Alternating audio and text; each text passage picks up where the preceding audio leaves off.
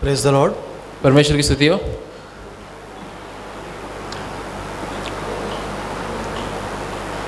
कल हम मनन कर रहे थे कि 2 टिमोथी चैप्टर 3 वर्स 1।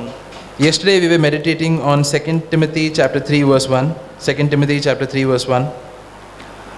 इसमें जो कुछ भी लिखा है ये बिलीवर्स के लिए लिखा है, So whatever is written here is written for the believers, not for unbelievers. not for the unbelievers. क्यों? Why?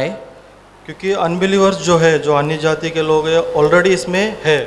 Because the unbelievers are already included in this. But this ये जो लिखा है बिलीवर्स के लिए लिखा है। But what is written here is specifically written for the believers. जैसे कि ब्रदर रत्न स्वामी ने अभी बहुत सारा कवर कर चुका है इसमें। Just like Brother Ratnaswamy has already shared quite a lot on this matter. मुझे ब्रदर जॉर्ज आने से मैं वहाँ पे बैठा था, So a little while back I was sitting there brother George मेरे पास आया and Brother George came to me कि तुमको कुछ शेयर करना है वचन। and he asked me, do you want to share the word today? मैंने ब्लाइंडली ओके कहा, And I just blindly said okay. लेकिन मैं वहाँ पे बैठने के बाद But after sitting there, परमेश्वर मुझे बताइए, मतलब मैं क्या बताऊँ इसमें, I started asking the Lord as to, Lord, what do you want me to speak on? क्योंकि ये वचन तो मालूम है, Because I'm aware of this verse. लेकिन मैं ये पालन कर रहा हूँ कि नहीं कर रहा हूँ। But am I really applying this or obeying this? इसमें सीखने वाली बात परमेश्वर ने मुझे ये बताया So the thing that I can learn from this verse that the Lord told me, कि जब भी हम प्रैक्टिस करते एक सिचुएशन आता है, that when you're faced with a situation, वो टाइम में हम लोग फ्री फ्रॉम लव है क्या, सॉरी फ्री फ्रॉम मनी, मतलब पैसे का प्रेम से दूर रहते हैं क्या। so when we are faced with a practical situation, in that practical situation, do I see myself as someone who's free from the love of money? क्योंकि अभी मैं अभी खड़ा हूँ, Because right now I'm standing, मैं वचन पढ़ रहा हूँ, I'm reading these verses, वो सिचुएशन नहीं है। I'm not facing that situation right now. मैं यहाँ पे बोलूँगा कि मैं पैसे से दूर रहना है, So I will stand here and say that we should be away from money you should not be boastful arrogant, जो भी स्क्रिप्चर में लिखा है। and all the other things written further, that you should not be boastful, arrogant, all these things written here.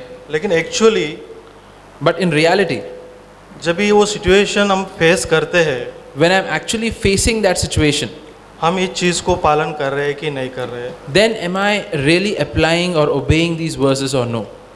सो ये मुझे thought आया, परमेश्वर मुझसे बात कर रहा था कि ये शेयर करो। And this thought came to me and I believe the Lord was prompting me to share on this topic.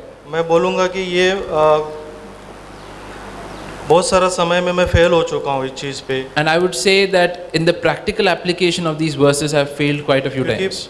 पैसों से सबको प्रेम है। Because every single human being loves money. इसमें सीखने वाली बात है कि परमेश्वर को पहला स्थान देके जो भी, मतलब rest all other things put to second is called as परमेश्वर को प्रेम करना।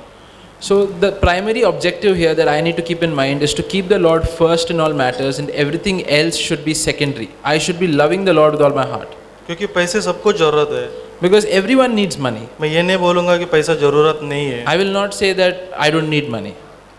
सो परमेश्वर हृदय देखता है कि इसको मतलब जब एक टेस्ट देता हूँ इसको, But the Lord looks at my heart to see that when He gives me a test, वो मुझे पहला स्थान में रख रहा है या सेकंड स्थान में रख रहा है। so in that test, will this person give me the number one spot or will he give me a secondary spot in his life? तो तभी परमेश्वर को मालूम पड़ता है, अपने को भी मालूम पड़ता है कि हम पहला मतलब परमेश्वर से प्यार कर रहे हैं या पैसे से प्यार कर रहे हैं पहला। And the Lord sees it and even we come to know whether in that situation am I loving the Lord first or am I loving something else first?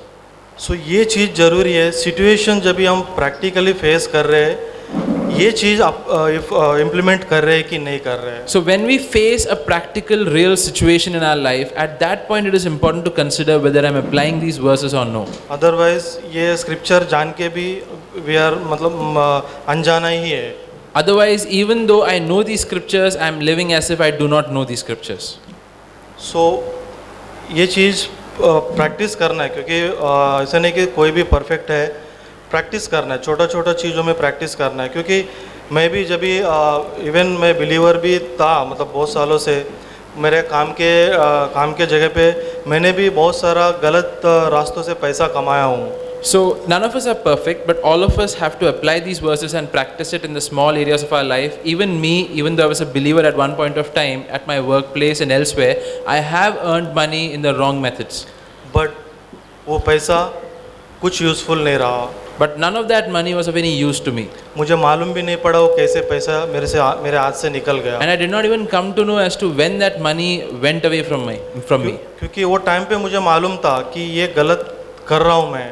Because at that point of time, I was aware of the fact that I was doing something that is not right. मैंने परमेश्वर का तभी सुना नहीं, But I did not listen to the Lord. लेकिन उसका मुझे फल मिला। जो भी मतलब फल इन द सेंस उसका मुझे पश्चाताप हुआ। जो पैसा मैं खुशी खुशी से कमा रहा था, मुझे बाद में मालूम पड़ा कि ये जो है it is useless. But then I faced the negative consequences of those actions of mine. The very money that at one point of time I was happily earning using the wrong methods, I realized that I only ended up facing negative consequences because of that. तो मैंने तभी परमेश्वर को कुछ कहा नहीं, मैं ही guilty feel हुआ। परमेश्वर तभी जब ये करने से पहले आपका बात सुनता तो मैं ये सिचुएशन में नहीं रहता था। So I had no complaint against God at that point of time, because I myself was aware of my guilt because I had done the wrong thing, and I felt in my heart that had I listened to the Lord right at the beginning, then probably I wouldn't have to go through all of these things. ये सब चीज़ पैसों के मामले में ही नहीं, कुछ भी गलत चीज़ जो अनराइचियसनेस है, ये चीज़ पे अपने को गौर करना है और पुट इनटू प्रैक्टिस करना है। So this particular matter of being unrighteous in the area of money is something that we need to focus on and something that we need to practice and apply in our lives. इन वचन को लेकर हमको मतलब भय रखना है। मतलब ये बिलीवर्स भी ऐसे हो सकते हैं और हम प्रैक्टिकली देख चुके हैं।